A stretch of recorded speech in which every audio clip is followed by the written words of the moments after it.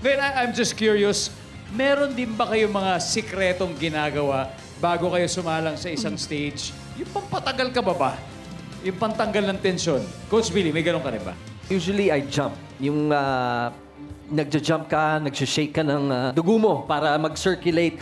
Tapos breathing exercises or ha, yung mga ganon-ganon. Tapos vocalizing, etc. Yan yung mga hindi ko ginagawa kasi tamad akong tao. Yun lang. Pero nagawa mo na ngayon. Pero nagawa ko na ngayon. Thank you, thank you. Tanggal na. Coach, sa akin ikaw naman, may mga sikreto ka kahit na pwede mo i-reveal naman kahit pa paano.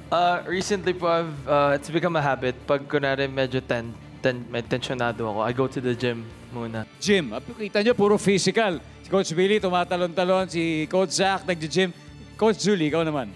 Ako, Kuya Dong, usually, ang ginagawa ko, madaldal ako pagka bago mag-start yung ano. So yun yung parang release mo? Oo. Yung pagdaldal? Naipag-usap ako sa tao para relax na ako pagdating sa ano. Julie, try mo makipag-usap sa pader. Natry ko na yan.